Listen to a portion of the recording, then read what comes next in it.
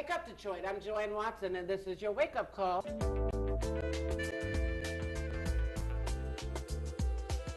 When a brown girl child is born, the earth shifts. The sun is at half-mast. The moon waits for her first cry.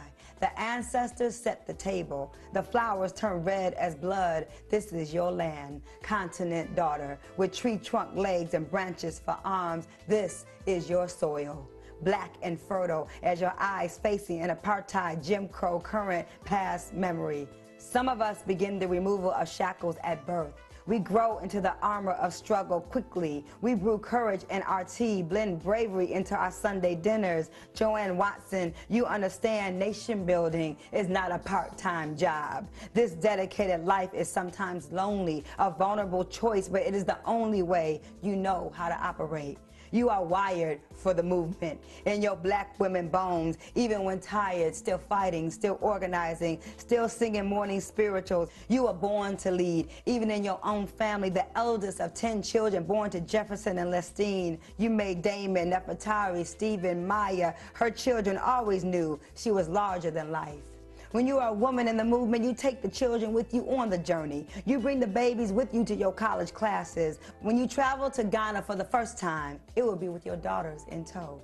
When you are a fearless, nationalist thinking mama, mothering never stops with your own babies.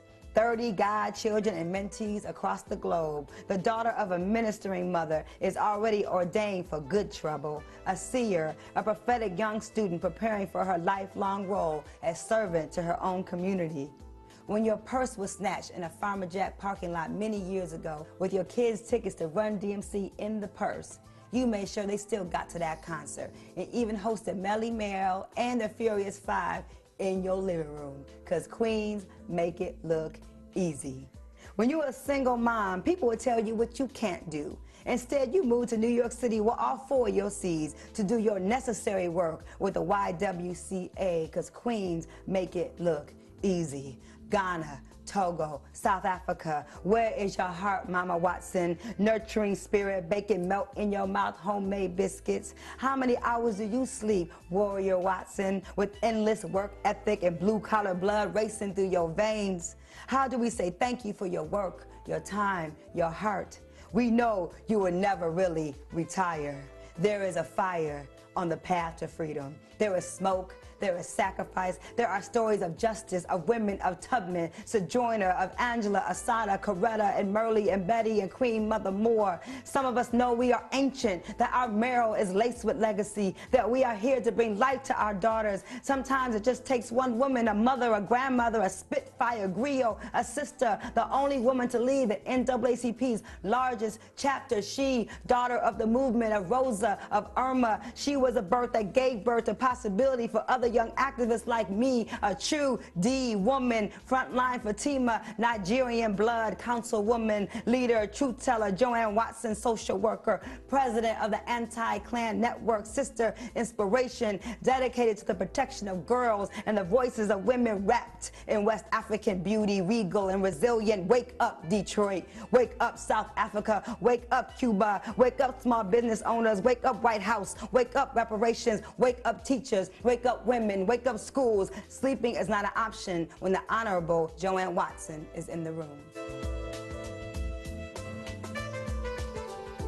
Wake up, Detroit. I'm Joanne Watson. This is the day the Lord has made. We do rejoice and be glad in it. I don't know about you, but I can't let a day go by without praising his name. We praise God, from whom all blessings flow. We know it is God who made us and not we ourselves. So what else is there to do in the morning time but to say good morning, Lord? We love you, Lord. Praise the Lord. Hallelujah. It's a brand new day. Let us start off the day with a foundation of faith, declaring that we are one with the Almighty, because in truth, God is within us. We need to discover the power within. God is not just up here. God is inside. And we salute the power within. And we see the Christ in everyone within our midst. We have a very blessed opportunity to talk with Blue Colquitt on this day. He's a phenomenal young man. He has a vision for empowering our people. with resources that we need. And it has a special program coming to the Charles H. Wright Museum of African American History the beginning of June. So we're going to give them an opportunity to talk all about this very special initiative on behalf of our people for such a time as this. Let's say a special good morning to Blue Colquitt, and also ask them to tell a little bit about your background so they'll know who you are. Good morning. How are you doing? I'm wonderful. Thank you for being a part of Wake Up Detroit. Thanks for the invitation. It's such a blessing to have you here. Thank you. As you stated, Blue Colquitt. I'm from the Washington, D.C. area. Yes. And I run a nonprofit there. Yes. And I'm currently working with an organization here in Detroit called Soulfully Inspire Neighborhood Growth. Soulfully Inspired Neighborhood Growth. That's a CDC that's managed and owned by the Impact Church under Pastor Knox, Keeney Knox. Okay. And the reason that we have developed, or I'm working with that organization, is to help with the situation with affordable housings in Detroit. Yes. I came here in August, and I had an opportunity to really survey this wonderful city. Praise God. And immediately I contacted one of my good friends, Carmel Knox. My. And I told him, I said, hey, there's a lot of opportunities here. That's true. In this city to empower our people. So with that being said, we formed a unity Yes. to come up here and try to provide education, information, and opportunities to the folks here in Detroit. Excellent. And what I like about your proposal is that it's not a flash in the pan. No. It's not one of those initiatives where there's a lot of talk but no follow through, no substance. Absolutely. There is substance to your plan of having persons really sit with subject matter experts for 45 minutes to an hour to get the background needed on the mortgaging process and the financing process, and also to give appropriate warnings with respect to any predatory activity. Absolutely. The event that you're talking about is the event that we are going to hold on June 3rd Yes. at the Charles H. Wright Museum. This event And we always say the Charles H. Wright Museum of African American History. The First Lady of Charles H. Wright Museum of African American History, the wife of the founder, watches Wake Up Detroit. So I know that our mother, Roberta Hughes Wright, is watching. So we saying the whole name, Mother Wright. Absolutely, absolutely, and thank you for the correction. As you can tell, I'm learning as I each and every day in this wonderful city. It's okay. It's all right. But we are excited about holding the event there, number one. And in this event, Now, what time will the event be? the event starts at 8 o'clock, but we have registration at 7:30. Okay. It's a unique 8 event. a.m.? Yes, ma'am. Okay. 8 a.m.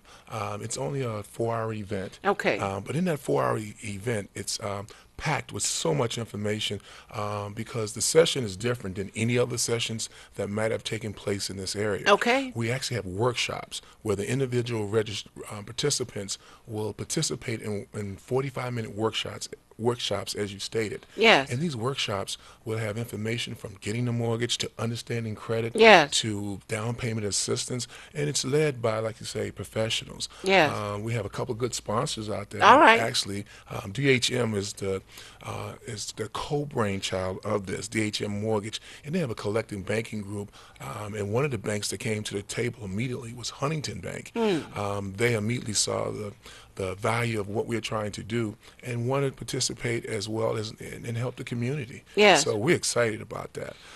So the outcome and the takeaway for persons who show up, and I know you want a ton of people to show up, but they have to register first. Absolutely. You really want them to be on the path toward ownership. That's correct. Or at least gain information so that they can compare for themselves, or at least have enough information to arm themselves.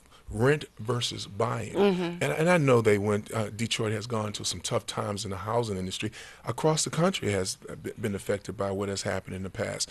But that should not stop any individual from seeking that American dream. That's right. And home ownership helps individuals, families garner wealth. Absolutely. There's no way around it. Absolutely. When you're renting, it's going into a hole. Absolutely. But when you're paying toward ownership, there's a different fiscal situation, different mindset. You asked a question about how do you address the issue. It's education. It's really education. We have a registration process Yes. because we don't want the flow of traffic just going in, picking up material, and not really understanding the material or the information that you have. Yes. That has been the auspice of a lot of workshops or say housing fairs. Sure. We call it a summit because we bring collective minds. All right. And listening to your energy, that's what you do. Hey. You bring collective minds to the Oh. table and say, hey, let's talk about this and come up with a solution. Yeah.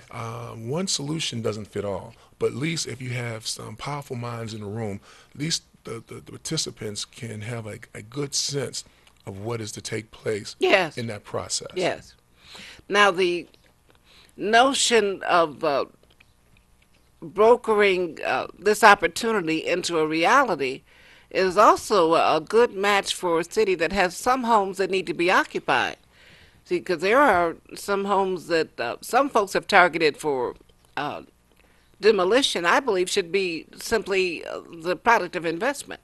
Why would you tear down a house, especially when the federal government has routed money to the state that says the people ought to have a chance to be recovered and restored?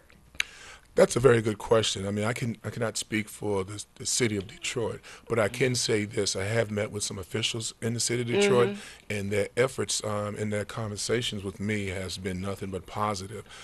We also part of that is. One of the concerns that a lot of the participants have is move-in ready houses. And a lot of the housing stock here, as you know, especially the ones that's owned by the city, have some issues that need to be repaired.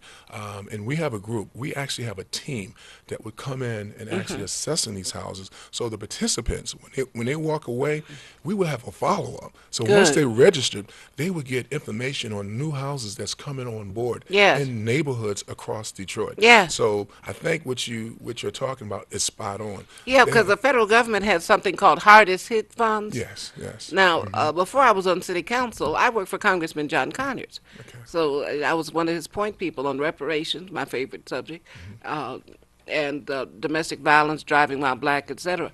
But the federal government, during the tenure of President Barack Obama, targeted funds called hardest hit funds, which the city has unfortunately been using to tear down houses. Hardest hit was named that in order to help families who are hardest hit hold on to their homes and forego foreclosure. But so we need to help people stay in the position as homeowners, and those who have been renting and want to become homeowners, they need to run, not walk, to your this symposium, this summit on June 3rd Absolutely. to help rebuild the tax base, rebuild the family base, and rebuild the outlook and the hope and opportunity for the whole city. Absolutely. I mean, again, what you're talking about is the holistic approach. Yes. You're talking about really working with not only the city, but educating the people on the process That's of what's right. out there. That's right. So you know about these funds, and that's important. They're going to be, DHM has a program that can show the community that there are opportunities to help with Yes. revitalization of their homes, help with down payment and closing cost assistance, educate them about what you just stated Yes. in terms of the programs. The city has a lot of programs that are out there for housing Yes. or folks that want to buy houses. But I think it's all about education. There It are is. groups out there, nonprofits, that they're doing a great job. Yes. Some of them feel overwhelmed because when you're a nonprofit, it has to be a passion. It has to be That's true. passion driven. And if that passion is not there, that burnout syndrome, you That's lose true. a lot of good folks That's true. in that industry. And when you have a passion for folks that you know can buy a home, you're going to do all you can That's to right. make it happen. That's right. And while doing that, how wonderful it will be to have access to families as you are developing families, developing dreams and visions, so that ideally those families, once they move into a neighborhood which is being revitalized, they will want to revitalize those neighborhood enterprises. Absolutely. So instead of blocks and blocks of vacant properties that used to be businesses, mom and pop shops along major avenues in Detroit, they ought to be small businesses revitalize, they become subject of investment as well, And that's a good point. One of the things that and reopening the schools. uh, there is a movement, as you know, and the movement probably started when you were in office as well, and it's continuing. But when you sit down with the major banks, for example, Huntington Bank, we had a conference call about just that very Yes. concern. And one of their concerns were exactly what you just stated.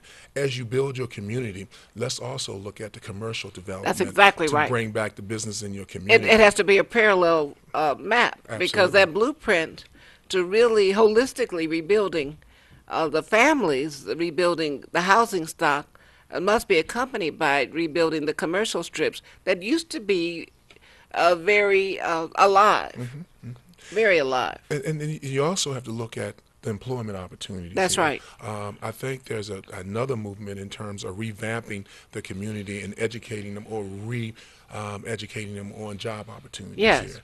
And that's important because people want to have a safe haven on their job, but they also has to go through a training process. Mm-hmm. Some folks who have made a change in industries need to be retrained, but those industries are here in Detroit, Yes. willing to train. I've seen numerous of programs that will help the citizens here, because when you have a citizens that has a job security, they're going to be more apt to want That's to true. purchase a home. That's true. Because the purchasing a home also gives them an opportunity to really take the benefits of what a home has to offer. That's as right. Home ownership. You get much leverage from home ownership. Yes, absolutely. You're able to invest in things. It becomes leverage Absolutely. for any future opportunities economically. Right. And when you talk about the school systems, one of the things that the school system is based on is tax. It's tax-based. That's driven. right. So if you got homeowners, what are they doing? They're paying taxes now. That's right. Those taxes are going to what good education That's right. in your city. That's exactly so I right. think the city of Detroit, as well as some of the nonprofits, some of the business partners out Sure. there, are doing a great job Yes. in terms of bringing that to light. I think they're doing But a great it becomes a circle when we have the housing redeveloped and the neighborhoods redeveloped and the commercial strips in the neighborhood redeveloped. You also build the tax base, and you also tighten the relationships between families and the banking industry. Absolutely. Right now, more than a third of Detroit families do not bank. So that's that's not just something that is a challenge to people who are cashing checks at the neighborhood liquor store. Help me, Holy Ghost. You got it. Where they're paying surety interest on it. But they need some kind of relationship with some financial institution in order to borrow money, in order to have good credit. So your credit worthiness is improved, and the bank's positions improve as they get more depositors, as they get more accounts. So it's a win-win situation. Everybody rises. And I'm glad let's stay on that banking for a minute. You're correct. It's tough for an individual who don't have a bank account to cash a check, and part of that percentage is going back to that entity. That's right. That's business. But once you become a homeowner, and Come if on you have now. a local bank that you're banking with, that is a two-pronged approach. That's right. Not only do that bank have your mortgage, but they also can have your deposits. That's and right. give you an opportunity. That's right. So you're spot on with that. And The that's, bank I go to, which happens to be a black-owned bank in Okay. Detroit, First Independent, they not only know me, they know my children. that's, They know my siblings. So, when the bank manager is able to say, "Hi, Miss White, how you doing? How's your daughter today?" That means something. There's a relationship that gives you a head up when you need support, when you're filling out forms, even if you need somebody to just be a witness on a transaction. Exactly. You need that kind of relationship in order to help build the foundation for your credit. right. And you also know there's another factor too, the CRA. That's So true. when you look at it like that, a lot of the consumers may not understand that Community these- reinvestment. they have to invest in your community. By law, they By- have to do By that. law. Thank you. Thank you. So when you see these banks not in your community, you can almost ask, why not? That's why right. not in my community? That's right. But a bank also has to, it's a business. That's so right. they have to look at the communities that are now on a rebound. That's right. That are now on a rebuilding. That now have people in there championing their cause. That's right. Such as housing, such as commercial development. Right. So it's a two-pronged approach. That's but right. the citizens need to understand they hold the key as well as the power Yeah. to making that happen. My. And that's why this is not just another conference on housing. No.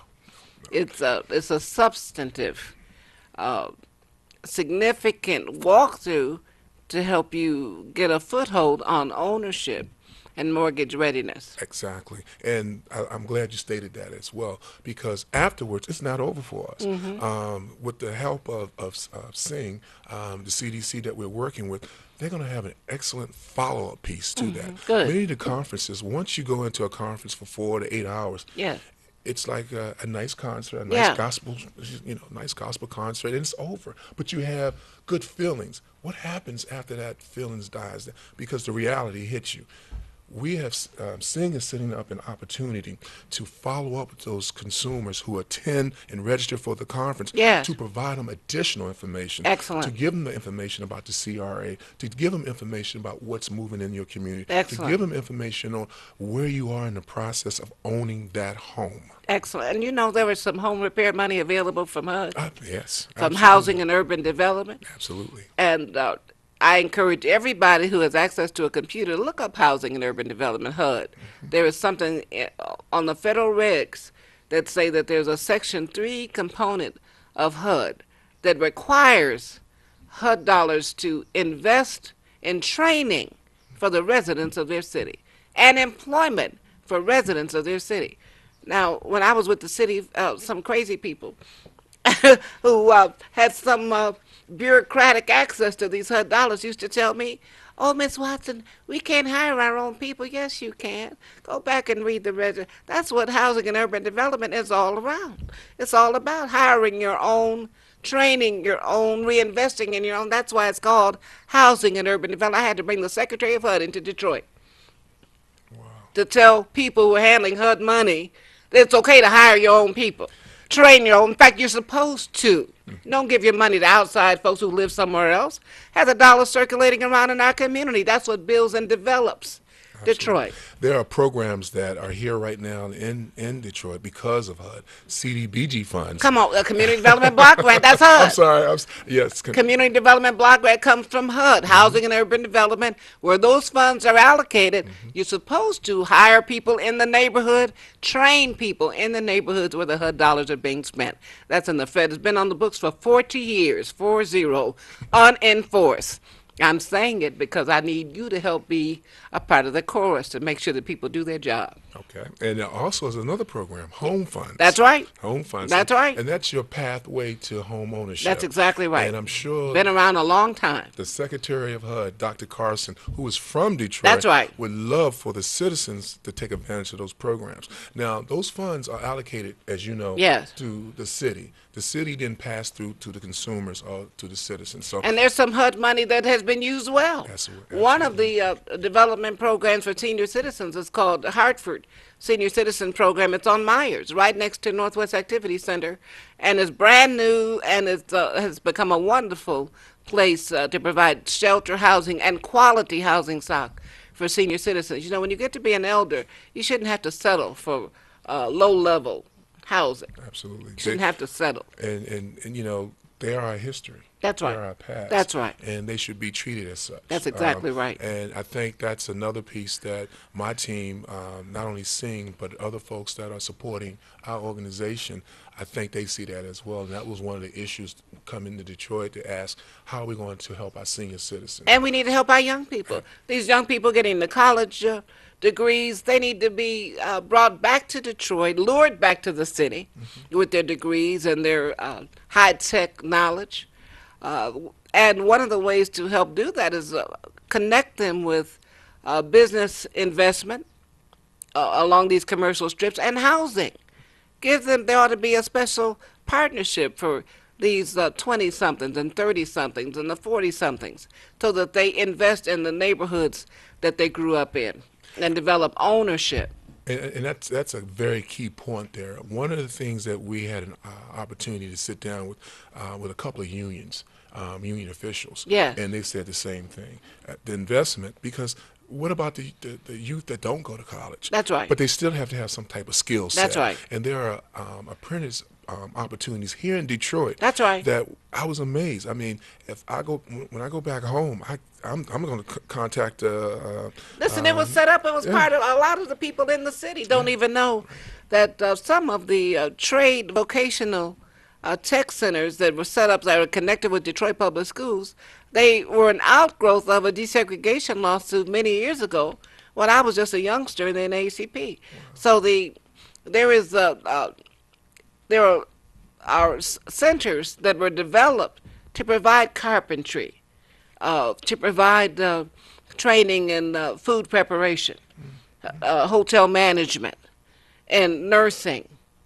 They're called vocational centers. There's a Crockett Vocational Center. There is Go Lightly Vocational Center, the Bright Hawk Vocational Center. There's a vocational center completely dedicated to the trade unions, which young people graduate from that, and they should be graduating with a card that will access them to trade positions. And when I hear you say that, one of the things that I look at, you have to look at, I mean, the youth, the millenniums. Yes. There are 24 million millennials. Oh, come out on there, now. And all those 24 million is not going to college, but they have the capabilities of being a high gross earners. That's right. So with that education, as you stated, with that skill set, with that new job mindset, they are now can take advantage. They're going to be probably the number one market to help with the housing issue. That's right. Or with the housing comeback in the city. Because And they're the gonna be- population. and the population. And to repopulate Detroit. Look at the millennials. That's who absolutely. needs to come back in. Absolutely. They need to absolutely. see opportunities for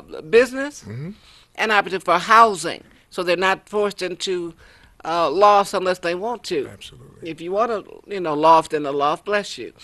But if you want to have home ownership and have a base of building wealth and adding to the tax base, then that's a whole nother picture. Detroit is prime time for it. That's true. The millenniums that comes to Detroit will find a wealth of resources, opportunities, recreations.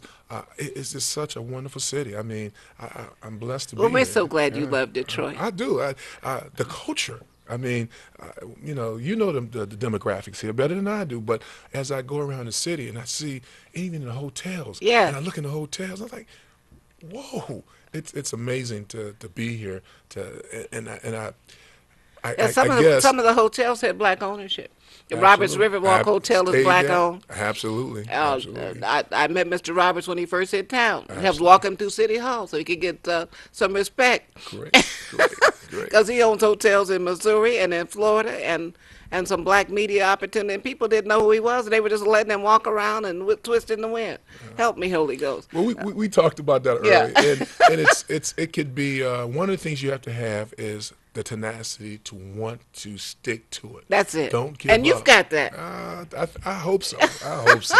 I just see the opportunities, and one of the things that drives me is looking at our youth community. Yes. Looking at our senior citizens community. My Lord. Looking at the young black women and the young black men. Come on who now. are searching for a better opportunity. Yeah. And it's right here. They just have to go grab it. That's they right. Just got to go grab it. That's right. And you really don't have to reinvent the wheel.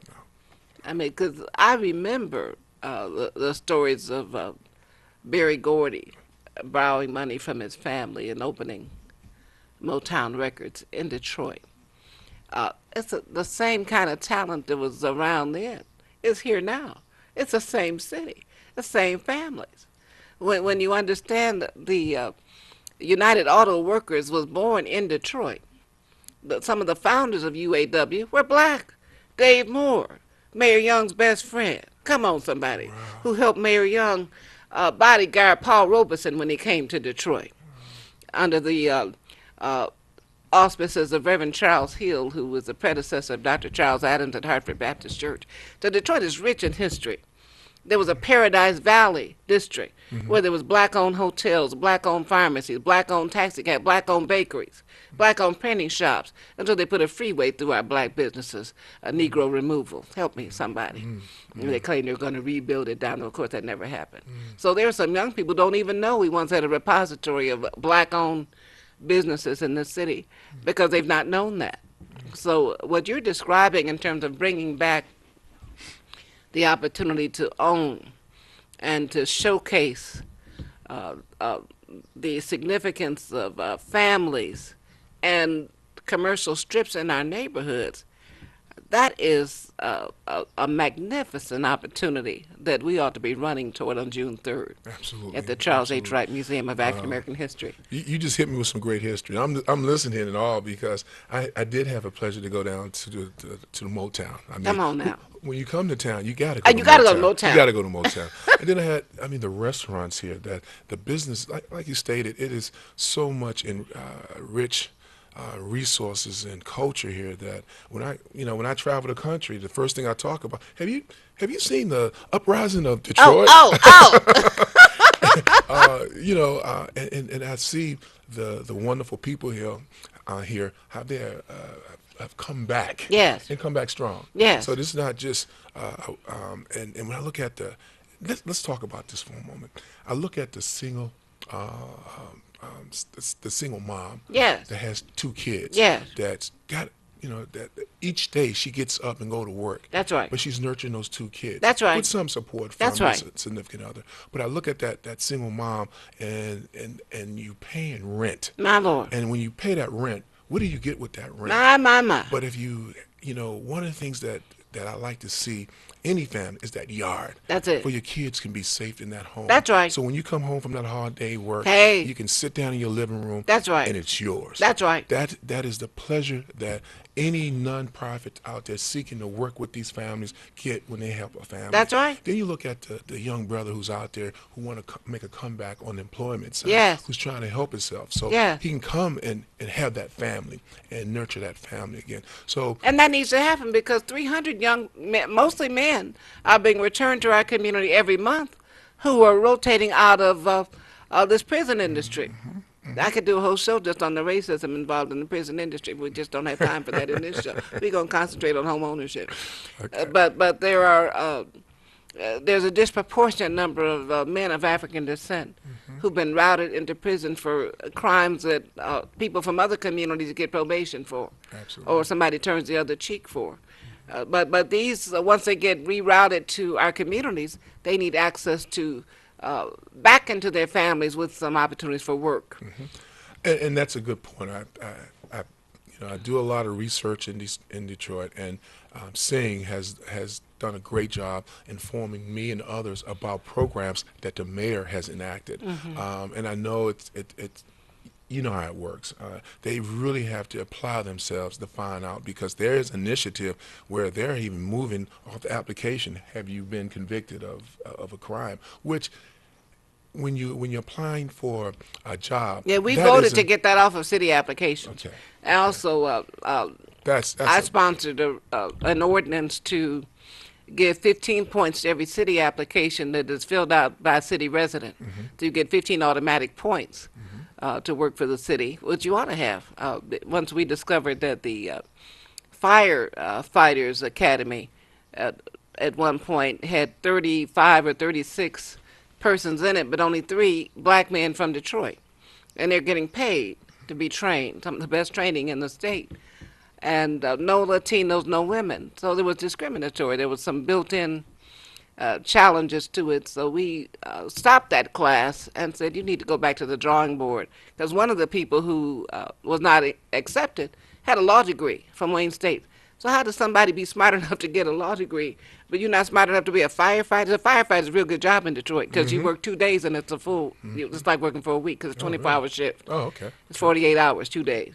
So you can do something else. You can be a firefighter and also have another job. And some folks had been before the Honorable Coleman Alexander Young implemented affirmative action. The firefighters and most of the police officers did not represent the demographics of Detroit. So he instituted affirmative action. And people like me who know that history, we're going to doggone make sure that we maintain a demographics that reflects the city that's paying them. Okay. Well, again, we hope that we can get a good turnout. Yeah. They can register it at Oh, come on now. www.detroitwhs.com. Once they register, we will have the information, and hopefully we can get them to come out and get this wealth of information about home ownership. And this is a start. It's just really the tip of the iceberg, because many of them, many citizens, are apprehensive about being a homeowner.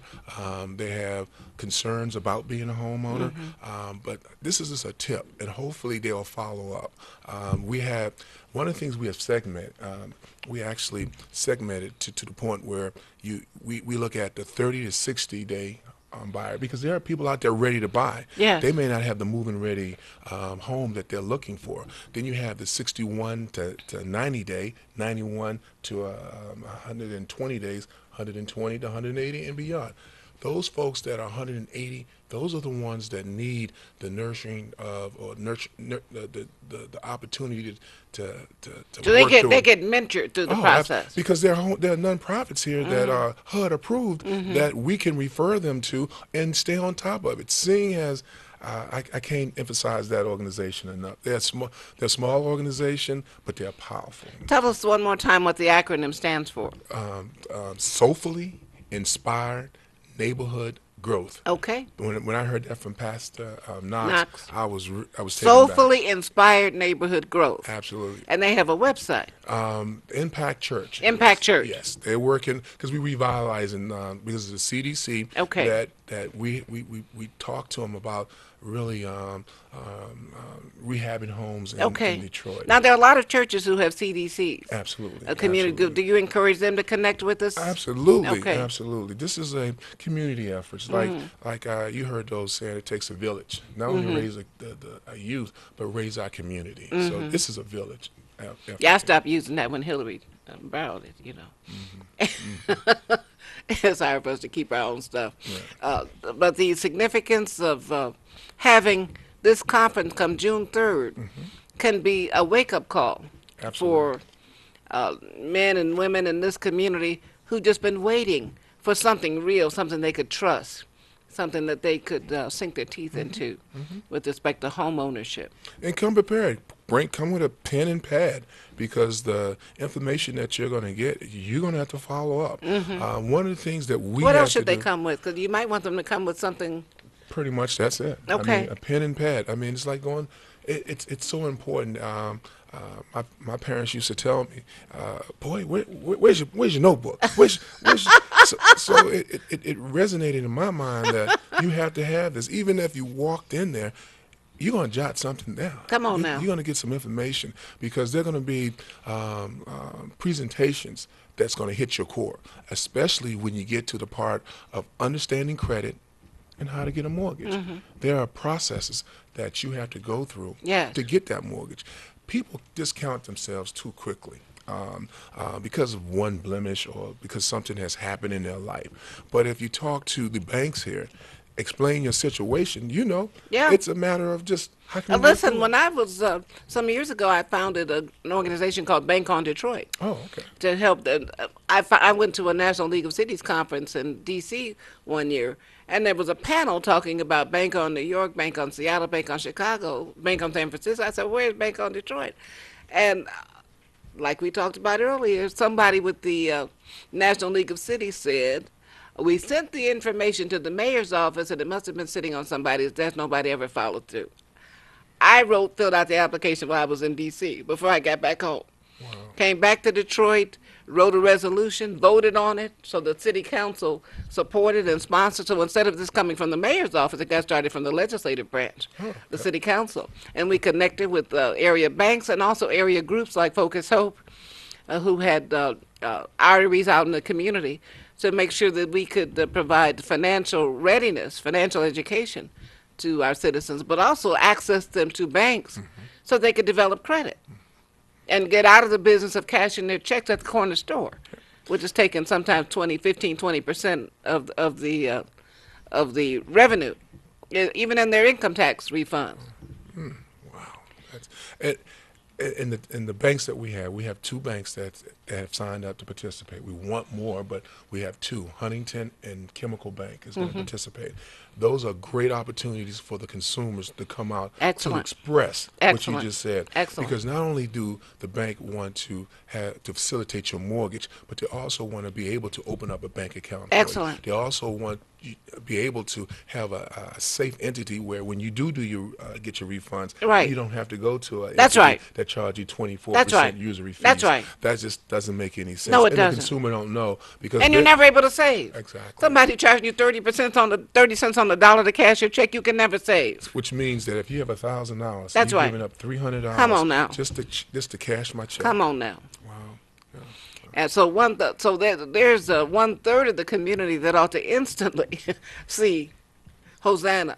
Absolutely, because one of the things that we're going to connect them to, that financial literacy piece, Yes. is what we've been talking about. That's right. I think it's so important. I wish they start teaching it in high school. That's true. when- You know what? We had a couple of proposals to have Bank on Detroit satellites set up in middle school and grade school so that young people can get the habit of banking and investing, and also have financial literacy taught while they're young, so that they understand the value of saving, of investing, of maintaining good credit. Because these, as you know, these credit card companies go after our college students while they're freshmen, Absolutely. sending credit cards, and it looks like, sending them out like popcorn.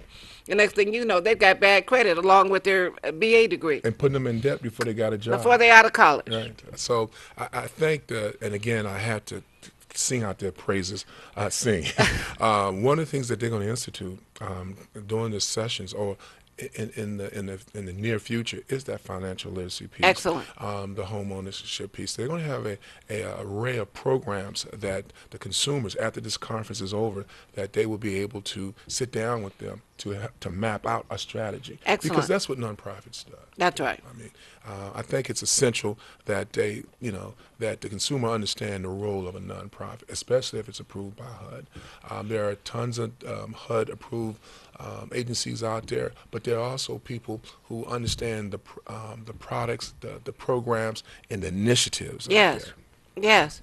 And because they are receiving HUD funds and have been approved by HUD, they're really accountable for providing services to populations in need. So we invite them. That's right. I know everybody sitting on the fence. Well, let me wait and see. Well, the bus is coming. That's right. Get on. Hey. Get on. And this event, and I know there will be other events down the Absolutely. road. Absolutely. This is an initial event, and you have been coming to Detroit every month since August, Absolutely. Absolutely. getting the lay of the land and connecting, and now you are reaching the point of implementation, holding the first community initiative, and this is June 3rd, beginning at 8 a.m. at the Charles H. Wright Museum of African American History. And we want you to come, and when you get there, you're going to see Well, they have to register first, so Uh-huh. that's You why. gotta register. www.detroitwhs.com. all right. So we. Now, what does that WHS stand for? Workforce Housing Summit. Workforce Housing Summit. Exactly. Workforce Housing Summit, And WHS. It's one of a kind. This is the first of many that, like you stated, we're going to do them quarterly because we realize some community participants can't come out on that day, but we hope they can. And it's limited to the first 200 because we want them to be focused on the presentation, not the movement of gathering literature to find out, but we want them to understand we're here to have these presenters give them information. And I'm going to be in these presentations making sure that the consumers are walking away being informed. Excellent, excellent. Well, we have already offered Mr. Colquitt an opportunity to talk to our folks who do commercials down the road so we can develop something that will run until June 3rd to let people in the community know around the clock that this opportunity is available and that can be a change agent to transform our families, our neighborhoods, our communities, our housing stock, and our commercial strips in the neighborhoods, bring them back alive, and to bring a brand new look to operating and living in the city of Detroit, and that's a good thing. We're so happy about our brother Blue Colquitt. Thank you so much. Oh, thank you for having me. Thank We you for having me. appreciate that. Thank We you. do want to remind everybody that this weekend is a major uh, event that we hope you will attend at the Charles H. Wright Museum of African American History. There will be a very special program for young people in the middle school and high school from 10 a.m. until 11:30 on Friday, this week. There's a formal program at 6 o'clock that you don't want to miss. There's going to be an African dance and a drum roll, African drum processional beginning at 5:45, and libations poured by Queen Mother Oshindara. And then there will be the laying of the land by Paul Taylor, who was the chair of African Liberation Day, the great Paul Taylor, co-founder of Million Men alumni. And then Dr. Ron Daniels will give a special acknowledgement of Congressman John Conyers, who is the sponsor of the reparations bill. And Dr. Julianne Malvo will be introduced, who will speak. Attorney Nkechi Taifa, who is counsel to our great leader, and Mario Bedelli, also known as Richard Henry. And there will be a great sketch by Cam Howard, who represents the National Coalition of Blacks for Reparations in America from Chicago. So that will be a wonderful kickoff to the African Liberation Day event.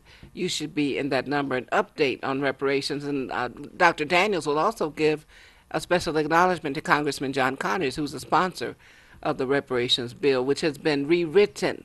It's no longer just a study bill. It's now a bill that talks about proposing the implementation of reparations for those individuals who have a right to reparations based on the investment of our ancestors who built this country and never got paid.